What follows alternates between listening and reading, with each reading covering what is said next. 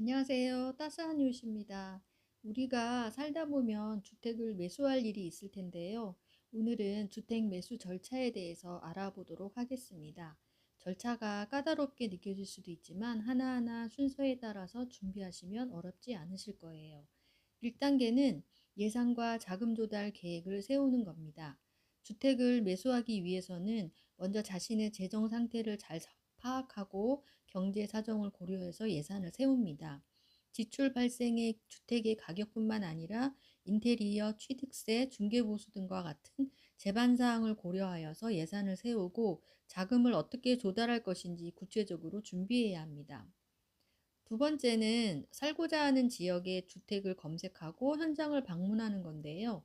먼저 교통, 학군, 생활, 인프라, 환경 등을 고려해서 자신이 살기 원하는 지역을 선택합니다. 지역이 선택되었다면 그 지역의 주택 매물을 찾는 데 있어 인근 중개사무소 방문 또는 부동산 사이트 등을 통하여서 검색해 볼 수가 있는데요. 관심이 가는 주택이 있다면 현장에 여러 번 가보셔서 확인을 하셔야 합니다. 자료에 있는 정보 말고도 직접 가야만 알 수 있는 주변 환경이나 동네 분위기도 파악할 필요가 있답니다. 세 번째는 계약 전 거래 대상 물건 체크하기인데요. 마음에 드는 집을 고르셨다면 꼼꼼하게 체크해야 할 사항들이 있어요. 서류로는 등기부등본, 건축물 대장, 토지 대장, 토지 이용 계획 확인서를 확인하셔야 합니다.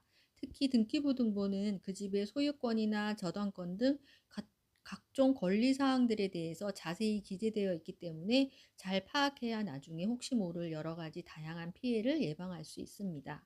또한 해당 주택에 대한 매매 가격이나 조건 등의 협상을 공인중개사를 통해서 진행을 합니다.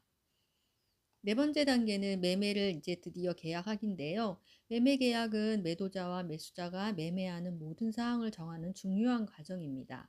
계약을 하기 전에 등기부등본을 다시 한번 꼭 확인을 하셔야 하고 소유자가 아닌 다른 사람과 계약할 때는 대리인의 신분증, 위임장, 인감증명을 꼭 체크하셔야 합니다.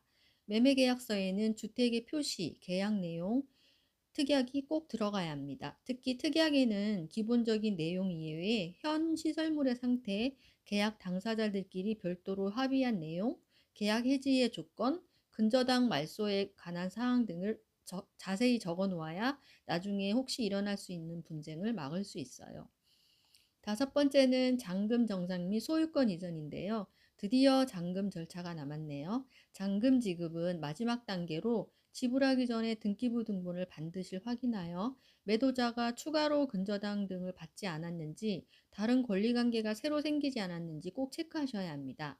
그리고 잔금 전에 해당 주택에 대한 상태도 점검하셔야 안전한 거래를 할 수 있습니다.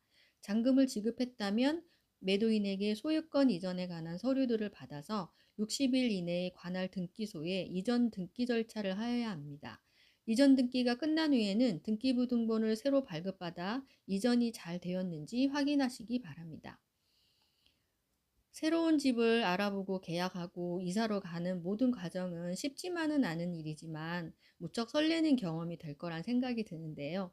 내가 쉴 수 있는 나의 공간, 그 집에서 행복이 가득 피어나길 기대해 봅니다. 오늘도 따스한 이웃이 여러분들을 응원합니다. 감사합니다.